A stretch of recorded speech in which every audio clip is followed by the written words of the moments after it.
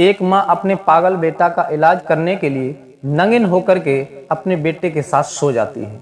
आखिर ऐसा क्या हुआ था इस घटना के अंदर जो एक माँ ने इतना बड़ा कदम उठाया जो समाज में एक शर्मसार करने वाला है। ये पूरी सच्चाई जानने के लिए आप इस वीडियो को अंत तक जरूर देखते रहें।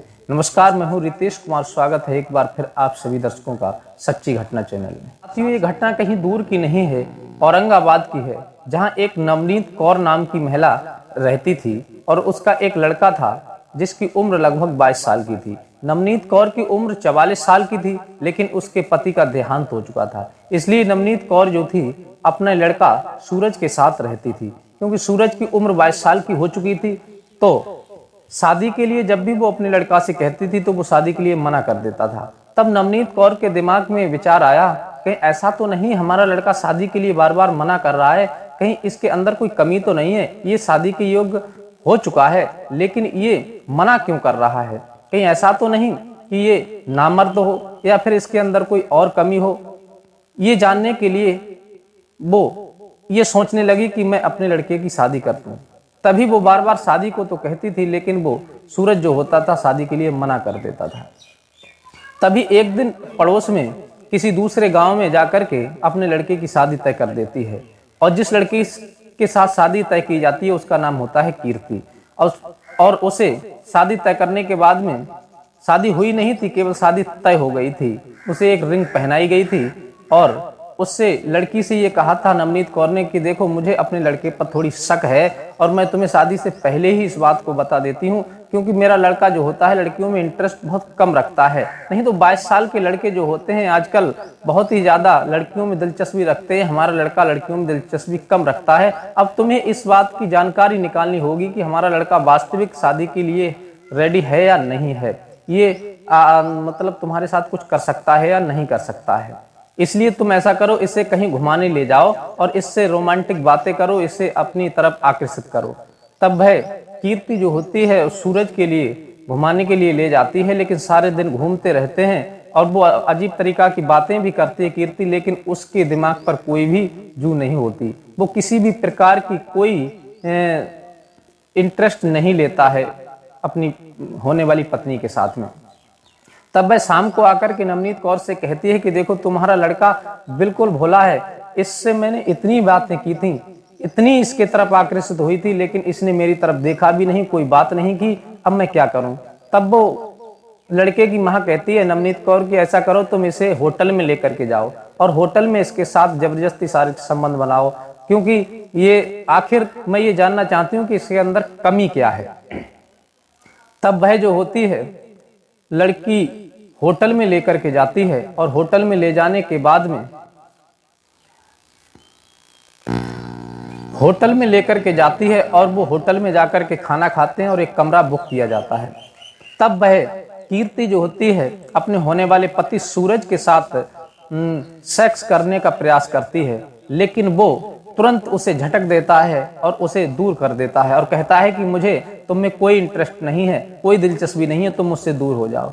तब वह परेशान हो जाती है और अपने हाथ की जो रिंग होती है वो निकाल करके उसी के ऊपर फेंक देती है कि पकड़ो, तुम्हारे साथ शादी करने से तो मुझे मर जाना भला है, या फिर कुमारी रहूं मैं या फिर मर जाऊं, तुम्हारे साथ शादी करने से कोई फायदा नहीं है। तब वह परेशान हो जाती है और नवनीत कौर को आकर के सारी बात बताती है कि तुम्हारा लड़का अब किसी लायक नहीं है, इसकी शादी ना करने में ही भलाई है। मैंने इसके साथ बहुत प्रयास किया लेकिन इसने मुझे झटक दिया और मुझसे नाराज हो गया। तब वह वहां से चली जाती है और उसकी माँ और भी परेशान रहने लगती है। परेशान रहने के साथ साथ उसने एक कॉल गर्ल को फोन किया था और कॉल गर्ल को बुलाकर के कमरे में बंद कर दिया और ये कहा कि तुम इसके साथ शारीरिक संबंध बनाओ। तभी वो कॉल गर्ल जो आती है उस कमरे में बंद हो जाती है और लड़के के साथ शारीरिक संबंध बनाने का प्रयास करने लगती है।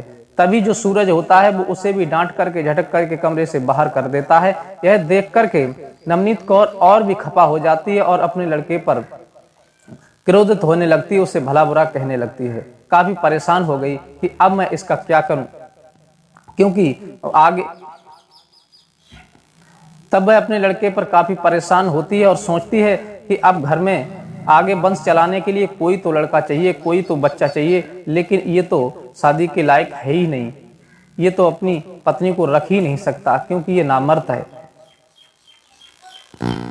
तब वह माँ बहुत परेशान रहने लगती है और जो सूरज होता है वो घर पर रहने लगता है। एक दिन उसकी माँ जो होती है वो देखती है कि उसका एक दोस्त होता है विनीत, वो उससे मिलने के लिए उसी कमरे में आया करता था, उसके घर पर आया करता है, लेकिन वो उस पर ज्यादा गौर नहीं करती थी। लेकिन उसने एक अजीब निराली बात देखी कि उसने लड़कियों को जब अपने लड़के के पास भेजा तब वो इतना खुश नजर नहीं आता था, लेकिन वो अपने दोस्त विनीत को देख लेता था तब वह खुश हो जाता था, एकदम प्रसन्न हो जाता था और बड़े खुशी के साथ कमरे में दोनों चले जाते थे। एक दिन उसने देखा कमरे में झांककर कि क्यों कमरे से आवाजें आ रही थी, तब उसने नवनीत कौर ने कमरे में झांक करके देखा कि उनका लड़का सूरज और उसका जो दोस्त विनीत होता है वो एक दूसरे के साथ शारीरिक संबंध बना रहे थे।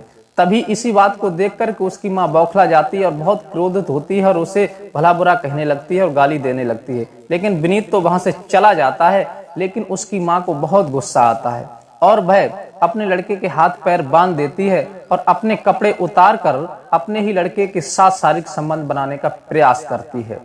तब वह गुस्से से बौखला जाता है और ये बात उसे बहुत बुरी लगती है, अपने हाथों को खोल लेता है किसी तरह से और वहीं एक चाकू रखा हुआ था, उस चाकू से अपनी माँ के ऊपर वार कर देता है। उसकी माँ जो होती है खून से लहूलुहान हो जाती है और जमीन पर गिर जाती है। थोड़ी देर में तड़प तड़प करके उसकी माँ की मृत्यु हो जाती है और वह अपनी माँ की कौली भर करके वहीं रोने लगता है। तभी गांव के पड़ोस के लोग जो हैं आवाज सुन करके आ जाते हैं और पुलिस को भी बुला लिया जाता है। पुलिस आकर के उससे जब पूछती है कि आखिर तुमने ऐसा क्यों किया, तब वह बताता है कि मेरी माँ मेरी शादी लड़की से करवाना चाहती थी, लेकिन लड़कियों में मेरी कोई दिलचस्पी नहीं थी, मुझे तो लड़कों में दिलचस्पी थी, मैं तो लड़कों के साथ शारीरिक संबंध बनाना चाहता था और मेरी माँ मेरे साथ शारीरिक संबंध बनाने का प्रयास कर रही थी, इसलिए गुस्से में आकर के मैंने अपनी माँ की हत्या कर दी।